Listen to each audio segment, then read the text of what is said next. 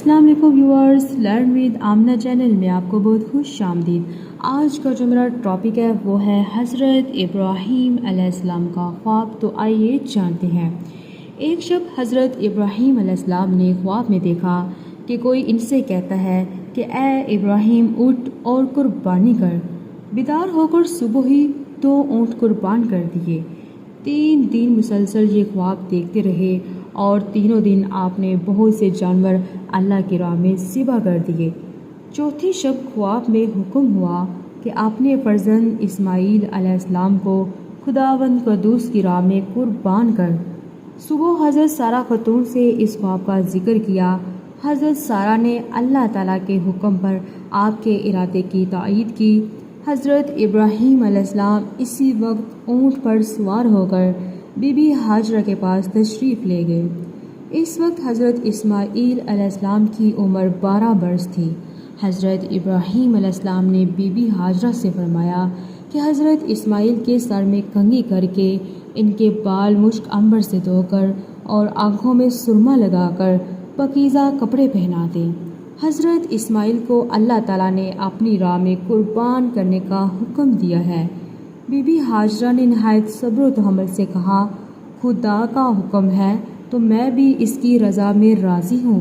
حضرت ابراہیم علیہ السلام حضرت اسماعیل کو ساتھ لے کر جا رہے تھے تو راستے میں ابلیس سامنے آ گیا۔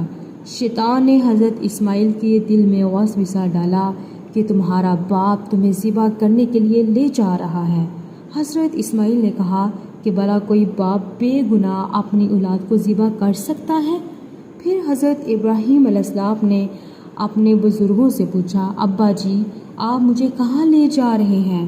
حضرت ابراہیم علیہ السلام نے کہا، میرے بیٹے، میرے لگتے جگر، مجھے اللہ نے کہا ہے کہ میں تمہیں اس کے لیے قربان کر دوں۔ یہ سن کر حضرت اسماعیل نے کہا، میں اللہ کے لیے شوق اور بخوشی قربان ہونے کے لیے حاضر ہوں۔ آپ اللہ تعالیٰ کے حکم میں ذرا سی بھی تاخیر نہ کریں، کیونکہ شیطان مردود چاہتا ہے کہ ہمیں سیدھے راستے سے بھٹکا دے۔ حضرت ابراہیم علیہ السلام اور حضرت اسماعیل نے شیطان کو مایوس کرنے کے لیے کنکریاں ماری۔ حضرت ابراہیم علیہ السلام اپنے بیٹے حضرت اسماعیل کو لے کر منا کے مقام پر آئے اور ایک جگہ انہیں لٹا دیا۔ حضرت اسماعیل علیہ السلام نے فرمایا، آنکھیں بند کر لو، اور خود بھی اپنی آنکھیں بند کر لیں تاکہ ایک دوسرے کو دیکھ کر دونوں باپ بیٹے کی محبت تعمیل حکم میں رکاوٹ نہ بن جائے۔ حضرت ابراہیم علیہ السلام نے اللہ کا نام لے کر حضرت اسماعیل کے گلے پر چھری پھیر دی۔ جب وہ اپنے پیارے بیٹے کو ذبح کر چکے تو آواز آئی، اے ابراہیم، اے ابراہیم، آنکھیں کھول دو۔ دیکھا کہ ایک تندرست دمبا ذبح کیا ہوا سامنے پڑا ہے۔ اللہ تعالیٰ نے پکارا، اے ابراہیم، بے شک سچ کر دیا تو نے اپنے خواب کو۔ تحقیق اسی طرح ہم جزا دیتے ہیں احسان کرنے والے کو۔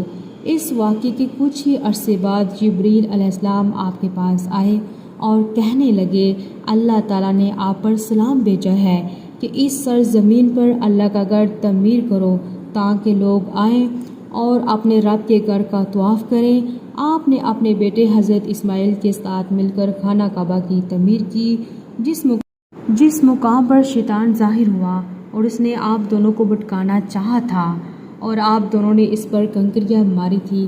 حج کے رکن کی صورت میں آج بھی آپ کی یہ سنت جاری ہے۔